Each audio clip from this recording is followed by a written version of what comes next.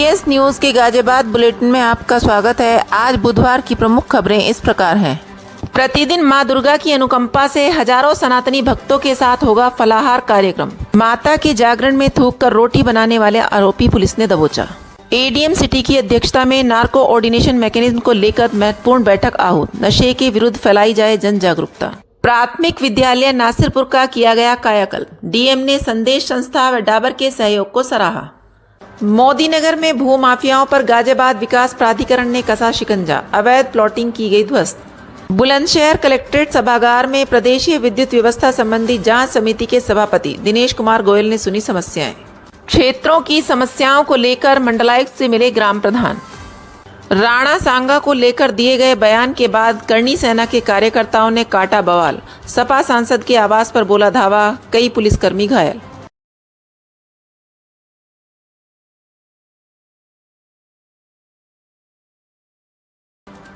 संजय नगर हनुमान मंदिर में परमार्थ सेवा ट्रस्ट हनुमान मंगलमय परिवार के तत्वाधान में चैत्र नवरात्र के शुभ अवसर पर प्रतिदिन मां दुर्गा की अनुकंपा से हजारों सनातनियों भक्तों को व्रत का संपूर्ण फलाहार सप्तमी तक महोत्सव के रूप में आयोजन किया जाएगा। संस्था के अध्यक्ष VK अग्रवाल ने प्रेस कॉन्फ्रेंस में बताया कि यह महोत्सव सनातनी भक्तों के साथ सभी जातियों को सम्मिलित करने का उद्देश्य है। विभिन्न जाति धर्म के लोगों को एक साथ एक मंच पर लाना है। उन्होंने कहा कि विभिन्न मत, पंथ, संप्रदाय, राजनीतिक व सामाजिक बंधनों से ऊपर उठकर भारत को विश्व गुरु बनाने की ओर हम अग्रसर हो सकें।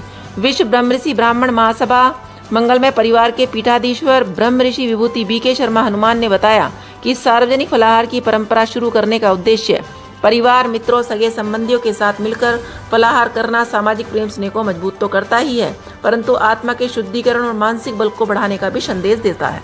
प्रेस कॉन्फ्रेंस में डॉक्टर हरीश शर्मा, डॉक्टर नीरज गर्ग, हरिओम त्यागी बबली, सुरेंद्र त्यागी कोषाध्यक्ष, शिव कुमार शर्मा महामंत्री, प्रदीप गर्ग चेयरमैन, विपिन गोयल अध्यक्ष आदि मौजूद थे। पंडित सुरेंद्र तिवारी, पंडित प्रशांत शर्मा, अक्षय शर्मा, आशु शर्मा, मुकेश देवी शर्मा, अंकुर सैनी। राणा सांगा को लेकर दिए गए बयान के बाद करणी सेना के कार्यकर्ताओं ने काटा बवाल। सपा सांसद के आवास पर बोला धावा, कई पुलिसकर्मी घायल। सपा के राज्यसभा सांसद रामजीलाल सुमन के द्वारा राणा सांगा को लेकर दिए गए बयान के बाद करणी सेना ने आगरा में उनके आवास पर जमकर बवाल काटा। करणी सेना के कार्यकर्ताओं द्वारा की गई तोड़फोड़ और पथराव में कई पुलिसकर्मी भी घायल हुए। सांसद के बेटे रणजीत सुमन ने गंभीर आरोप लगाए हैं। रणजीत सुमन ने कहा, जब सांसद के घर तक हमला हो सकता है तो आम जनता की सुरक्षा की गारंटी कौन देगा। राणा सांगा पर राज्यसभा में दिए गए बयान से गुस्साए करणी सेना कार्यकर्ताओं ने सांसद रामजीलाल सुमन के आवास पर धावा बोल दिया, जिसमें कई लोग गंभीर रूप से घायल हुए। रणजीत सुमन ने कहा कि पिछले 2 दिनों में लगातार सोशल मीडिया के माध्यम से हमें और हमारे साथियों को धमकियां दी जा रही थी। इन धमकियों से हमारे घरों पर हमला करने की बातें खुलेआम की जा रही थी। उपद्रवियों की भीड़ हमारे घरों तक आ पहुंची और हमला किया गया, जिसमें कई लोग गंभीर रूप से घायल हुए हैं। करणी सेना के कार्यकर्ता बुलडोजर लेकर रामजीलाल सुमन के आवास पर पहुंचे थे। पुलिस ने बुलडोजर को बाहर रोक लिया।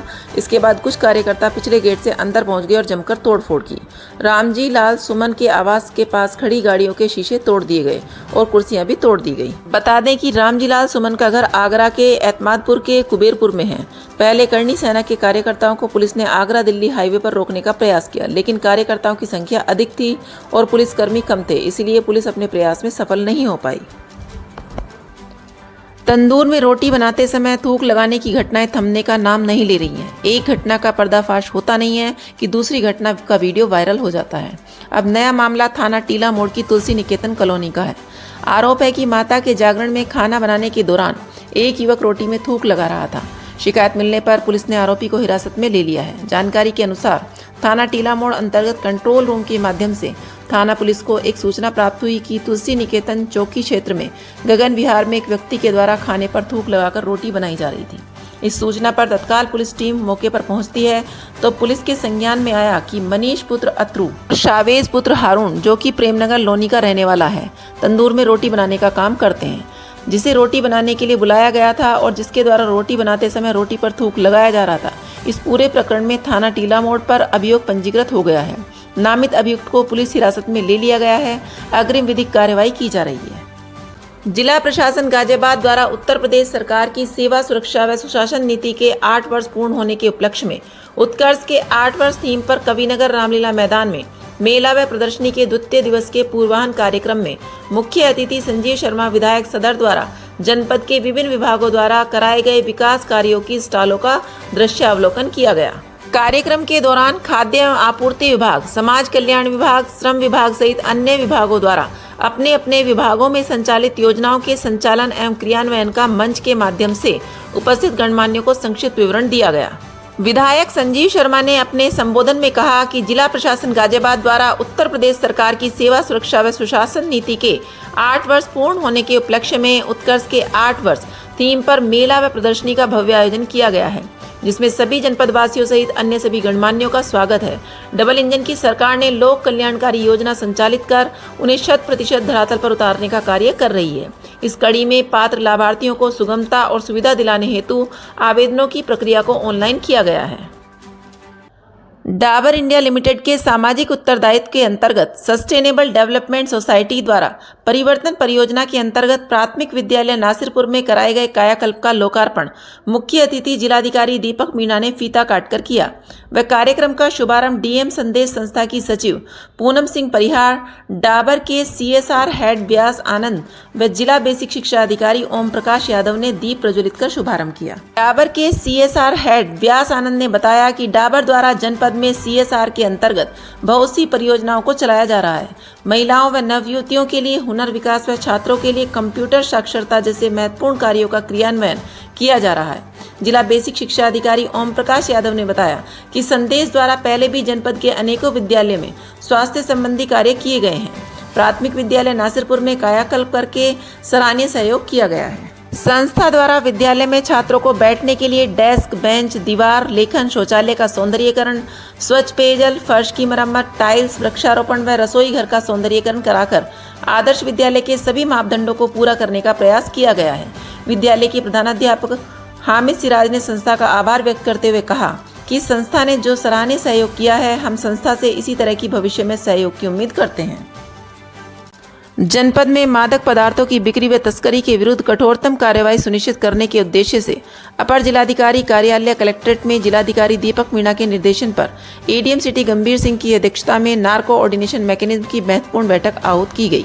बैठक के दौरान अपर जिलाधिकारी नगर ने कहा कि जनपद में मादक पदार्थों के अवैध कारोबार, खरीद फरोख्त और ड्रग ट्रैफिकिंग के विरुद्ध अभियान को और तेज करने की आवश्यकता है। उन्होंने कहा कि नशा कारोबारियों पर शिकंजा कसने के लिए पुलिस को अपने मुखबिर तंत्र से समन्वय स्थापित कर और अधिक सक्रिय होना होगा। उन्होंने सभी संबंधित अधिकारी को निर्देशित करते हुए कहा कि विद्यालय, अस्पतालों सहित अन्य सार्वजनिक स्थानों पर होर्डिंग, बैनर, जागरूकता से संबंधित कार्यक्रम, नुक्कड़ नाटक सहित अन्य जागरूकता से संबंधित जो भी कार्य नियमानुसार किए जा सकते हैं वे किए जाएं। उन्होंने कहा कि स्कूलों द्वारा संचारी रोग, नशा मुक्ति मिशन शक्ति सहित अन्य अभियानों के अंतर्गत विद्यार्थियों से वाद विवाद, चित्रकला, स्लोगन, निबंध प्रतियोगिता सहित अन्य प्रतियोगिताओं का आयोजन भी किया जाए। बैठक में पुलिस विभाग, स्वास्थ्य विभाग, शिक्षा विभाग, आबकारी विभाग, सूचना विभाग, वन विभाग, जिला कृषि विभाग, RTO सहित अन्य संबंधित विभाग के अधिकारी उपस्थित रहे।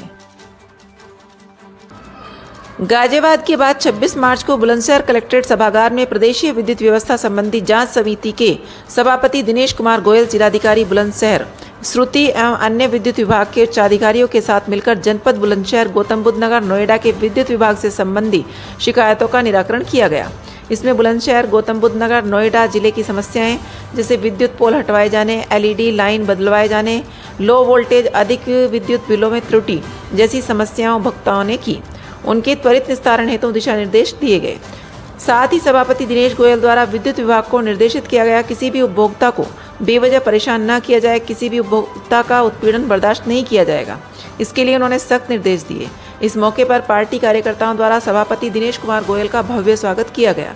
सभापति दिनेश कुमार गोयल ने कहा कि कोई भी व्यक्ति यदि विद्युत विभाग द्वारा इसका उत्पीड़न किया जाता है तो वह कभी भी मेरे कार्यालय में आकर मिल सकता है, उसकी समस्या का तुरंत समाधान कराया जाएगा। इस मीटिंग के दौरान सभापति दिनेश कुमार गोयल के साथ विजय बहादुर पाठक, अश्विनी त्यागी, सदस्यगण, विधान परिषद रतनपाल सिंह व विद्युत विभाग से संबंधित सभी उच्चाधिकारी मौजूद रहे।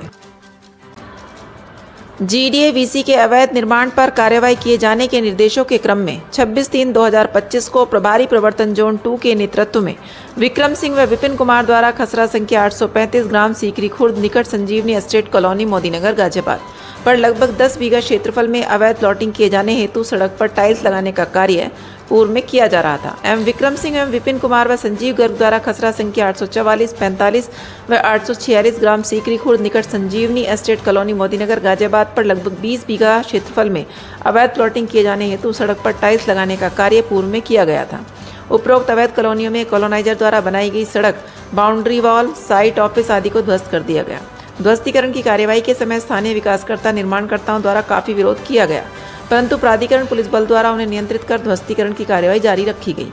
प्रभारी अधिकारी प्रवर्तन जोन 2 द्वारा लोगों को सख्त निर्देश दिए गए कि बिना अनुमति किए गए किसी भी निर्माण को बख्शा नहीं जाएगा। उपरोक्त अनाधिकृत रूप से विकसित की जा रही अनाधिकृत कॉलोनियों के विरुद्ध सहायक अभियंता व अवर अभियंता एवं प्रवर्तन जोन 2 के समस्त स्टाफ, प्राधिकरण पुलिस बल व प्राधिकरण प्रवर्तन दस्ते की उपस्थिति में ध्वस्तीकरण की कार्यवाही की गई।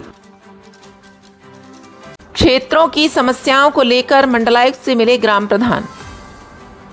मेरठ के मंडलायुक्त ऋषिकेश भास्कर यशोद से प्रधानों के एक प्रतिनिधि मंडल ने मुलाकात कर उन्हें क्षेत्र की विभिन्न समस्याओं से अवगत कराया। प्रधानों ने मंडलायुक्त से समस्याओं के जल्द निस्तारण की मांग को लेकर एक ज्ञापन भी सौंपा। इस दौरान जलालाबाद निस्बापुर प्रधान सचिन कुमार, नूरपुर भवानीपुर के पूर्व प्रधान प्रदीप मुखिया, डिडवारी प्रधान अरविंद कुमार, समयपुर ग्राम प्रधान अरुण कुमार, सहकारिता चेयरमैन रालोद नेता अमरजीत सिंह बिड्डी, बाबा दिलावर, बलवान सिंह आदि मौजूद रहे।